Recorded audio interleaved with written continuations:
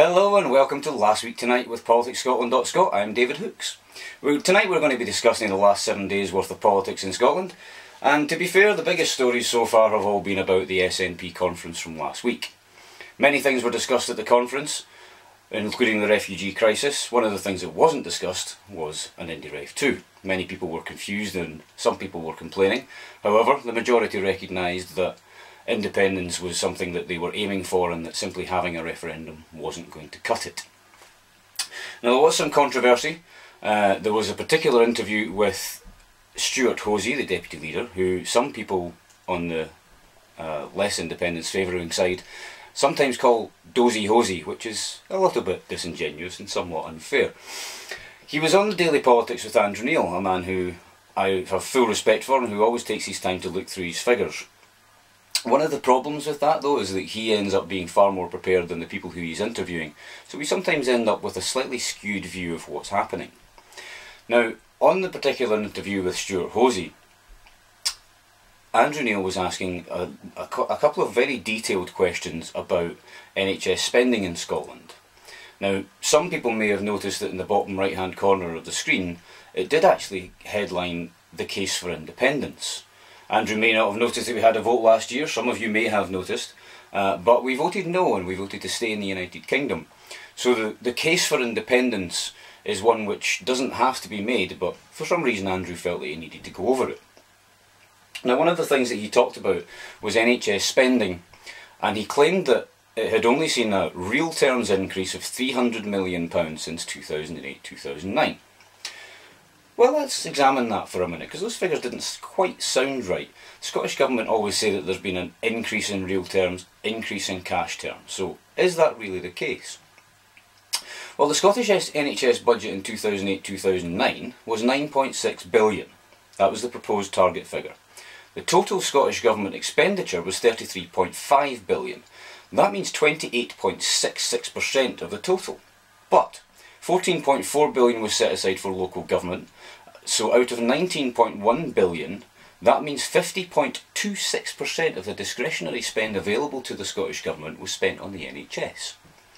These figures do include the annual managed expenditure. For those of you who are not aware, there are three elements to the Scottish budget.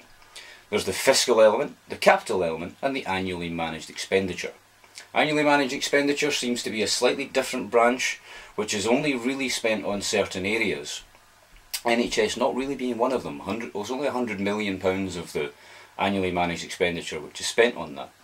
Now, what that figure usually comes from is pensions. It's things like firemen's pensions, policemen's pensions, and there's not really that much control that the Scottish Government has over it. All of these budgets are determined by the spending limits from the Barnett formula. So, in cash terms, the budget for 2015-16, you're kidding me, was projected at £12.1 billion, though it's fairly well agreed that NHS spending in Scotland is indeed now around the £12 billion mark. So £3 billion in cash terms more than when the SNP took over, yet only £300 million in real terms according to Andrew's figures. Now, in 2015-16, the budget of £12.1 billion is set against a fiscal DEL, that's a department expenditure limit, of £30.1 billion. That's 40.2%. I'll say that again, 40.2% of the DEL budget. Or if we're being generous and include the annually managed expenditure, which brings the total spending to £37.53 billion, that's still 32% of the budget that the Scottish Government has control over. Now, since the AME budget is only normally used for public service pensions and the like, it is more appropriate to use the 40% figure. That's fiscal and capital budgets. So the only way to get to the 17.3% of total government spending spent on NHS, which Andrew Neil used, is to measure against the GER's total managed expenditure. Now, as you're probably aware, that total managed expenditure includes the block grant and the element which is spent on behalf of Scotland by the UK.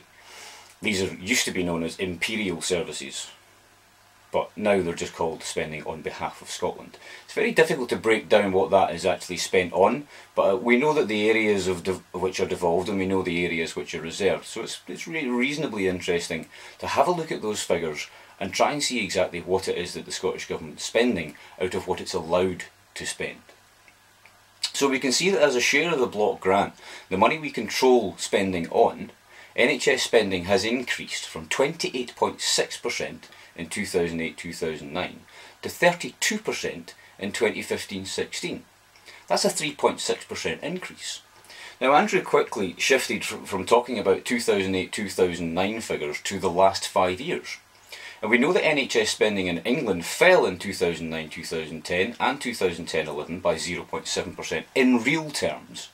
And in 2010-11 through 2012-13, population growth in England outpaced health expenditure to leave spending 0.4% lower. This was reversed in 2014 and for the 2015-16 budget to show an increase per head of 0.4% and 0.6% over the period. But since spending in Scotland per head is higher anyway, then what we actually see here is that the UK government, despite its supposed rhetoric of increasing NHS spending, has done very little to close the gap. Another claim was that in cash terms, spending in England has increased 12% over the past 5 years. If we look at the cash terms of 2010-2011, that was 100.42 billion. In 2014-15, that was 113.38 billion. That is indeed a 12% increase. But in real terms, 2010-2011 was actually 108.06 billion. Against the same total, this gives us a 4.85% real terms increase, not 12%. In Scotland, 2010-11 was 11.8 billion, which included a capital budget of 875 million. Now, since the figures for England seem to be using only the fiscal spending limits, we'll stick to that. And this shows 10.96 billion from 2010 to 11.8 billion in 2014-15, or a 7.6 increase in cash terms. But in real terms, spending is roughly flat. With a 4.85% increase in real term spending in England, how do we only get a 1% increase in Scotland? Well, the answer is quite simple. The overall block grant, in real terms, has fallen consistently. Year on year, there has been a drop. There is a cumulative cut of 10% and a 1.7% cut from last year. This means that even to maintain a cash increase, never mind a real terms increase, has meant an increasingly higher proportion of the spending which has devolved to Scotland being spent on the NHS. NHS nurses and doctors in England must know how this feels. If the spending power of your wages goes down while costs elsewhere increase, you will find yourself with less money to spend on things. Andrew was right. Health spending in England has shown more of an increase than Scotland in the last 5 years, but Scotland's overall budget has gone down in real terms. Maintaining and increasing that spending during that period has seen Scotland move from spending 28.6% of its discretionary budget on health to 32%, or if you're slightly more representative, up to the 40% figure. This is far higher than the 17.3% quoted. Now, one final thing before we go. One other aspect of spending which Andrew pointed out, and which he didn't mention, was the amount of private spending in England. Currently this stands at 6% of the budget. If we look at the fiscal budget for 2014-15, Andrew claimed that NHS spending had gone from 19% of government spending to 20%.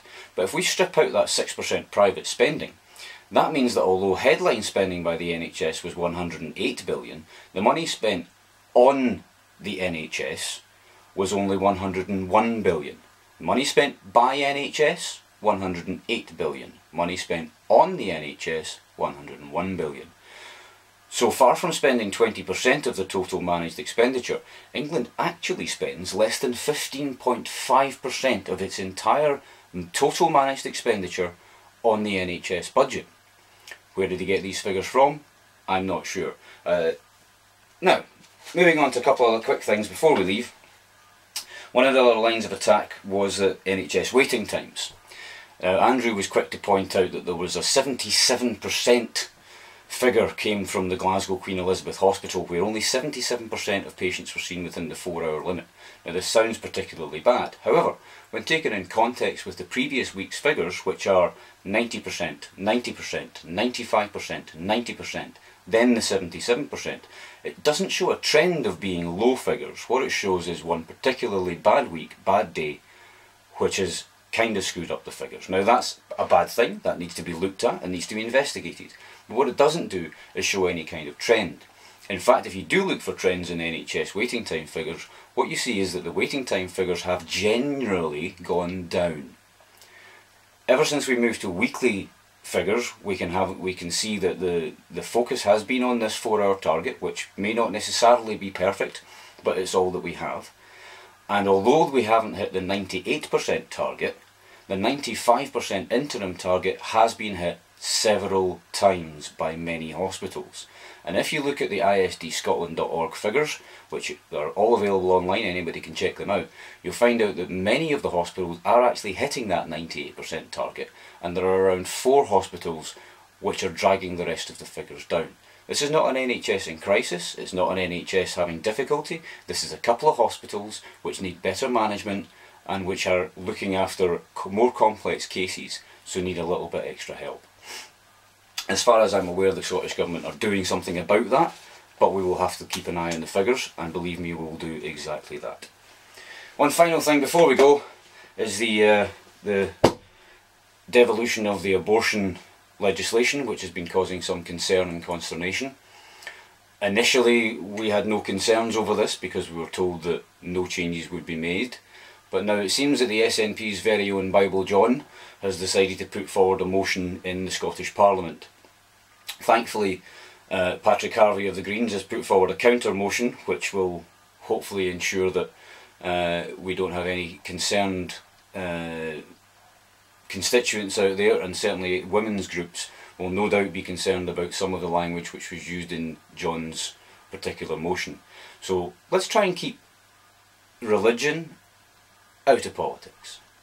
That's us for this week, and hopefully we'll be back next week, but that depends on whether you like it. Take care, bye bye.